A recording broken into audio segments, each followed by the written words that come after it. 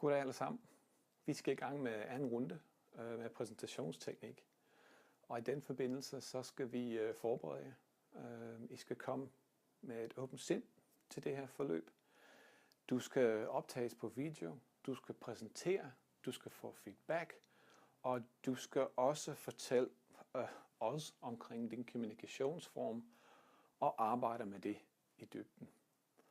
Jeg bruger JTI-profilerne til at understøtte processen, og jeg bruger også videooptagelser og feedback til at støtte dig i at blive mere konkurrent i den måde, du præsenterer på. Rent praktisk, hvad betyder det? Det betyder, at du skal tage 5-8 minutter ud af din middagspræsentation og lave den for os, hvor jeg optager det på video. Efterfølgende så får du noget feedback, og du får også lov til at se dig selv på video. Den gentager vi, og du får lov til at lave den måske 2 eller 3 gange, helt afhængig af, hvad det er, jeg rammer. Altså jeg har ikke set jer præsentere, så jeg ved ikke, hvad det er for et niveau, vi taler om. Så jeg er nødt til at have lidt plads. Men du skal forvente, at du skal præsentere op til 3, 4, 5 gange i løbet af dagen på mandag.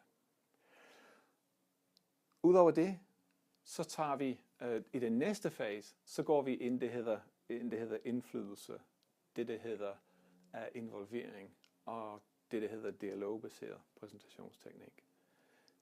Det er en kunst. Det er ikke noget, man lærer i løbet af en dag, men det er en dør, der kan åbnes, og det er en vigtig dør for Conscious. Det jeg vil foreslå, det er, at i stedet for at du prøver at forstå, hvad det er, jeg snakker om, fordi det kan du ikke, før du har set det, det er, at du skriver ned, hvordan du oplever din egen kommunikation i forhold til andre. Hvordan tror du, folk oplever dig? Er du rolig? Er du energisk? Er du entusiastisk? Er du troværdig? Er du stille? Er du systematisk? Og få sat nogle ord på det der. For det er det, vi skal. Vi skal aligne der, hvor du er, og der, hvor du ønsker at være. Og så skal vi finde nogle ting, der kan proppes i, så den bliver mere robust, mere bred og mere alsidig.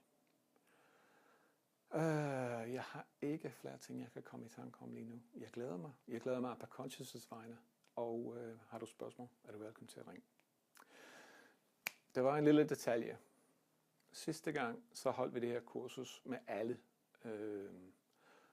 Det her kursus henvender sig udelukkende til sælgerne.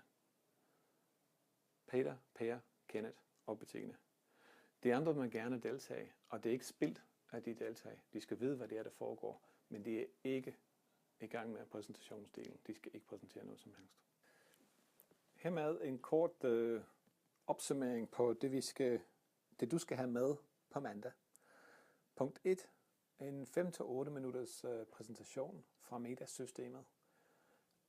I må godt koordinere indbyrdes omkring, hvilken del af systemet I præsenterer, men det er da vigtigt, at vi får nogle variationer. Så snak indbyrdes omkring, hvilke præsentationer I vælger. 5-8 minutter med slides, og du skal gøre det, som du plejer at gøre det.